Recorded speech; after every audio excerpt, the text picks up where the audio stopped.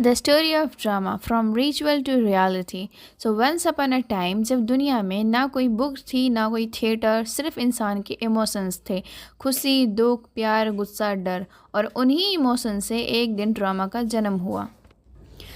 The birth in Greece. Thousands of साल पहले Asian Greece के लोग भगवान डायनाइसिस को याद करते हुए सॉन्ग्स और डांस परफॉर्म करते थे।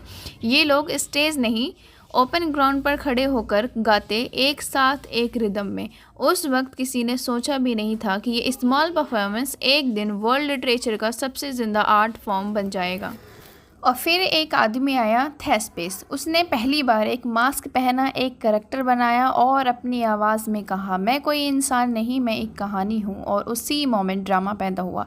एक्टिंग का पहला जन्म हुआ और थेस्पेस बन गया वर्ल्ड का पहला एक्टर, और ड्रामा ने अपनी पहली सांस ली। ग्रेजुअली लोगों ने चौरस के साथ डायलॉग मिलाए और स्टेज बनाया, और ग्रीस में ड्रामा के दो बच्चे पैदा हुए, ट्रेजेडी और कॉमेडी।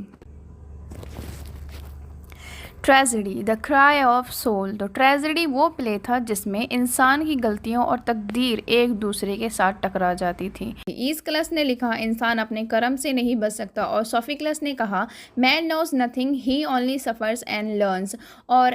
और यूरोपिडियस ने दिखाया, औरत भी सफ़र करती हैं पर वो स्ट्रॉन्ग है। स्टेज पर लोगों ने पहली बार देखा इंसान के अंदर का दर्द। ऑडियंस रोई, चिल्लाई और फिर हल्का महसूस किया। यही था catharsis, the cleaning of emotions. And the comedy, the smile of society. फिर आई कॉमेडी जिसमें एरिस्टोफेंस ने दुनिया की बेवकूफ़ियों पर मजाक बनाया। The frogs, the cloud. ये प्ले सोसाइटी का मिरर था पर स्माइल के साथ। और यहाँ से ड्रामा समझ गया, मैं सिर्फ एंटरटेन नहीं करूँगा, मैं सिखाता भी रहूँगा।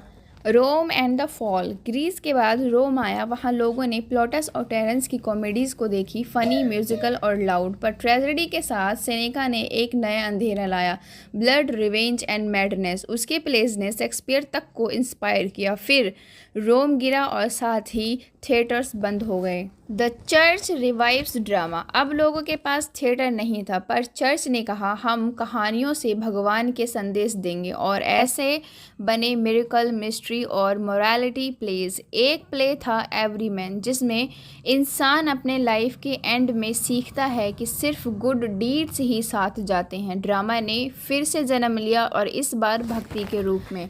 Elizabethan age, the golden light. फिर 16th सेंचुरी आई, इंग्लैंड में सन उतरा, थिएटर पर स्टेज खुला और लोग आए, आवाज़ गूंज उठी, welcome to the Globe theatre. यहाँ आए कुछ जवान लिखने वाले, university wits, Marlowe, Kyd, Lyly और फिर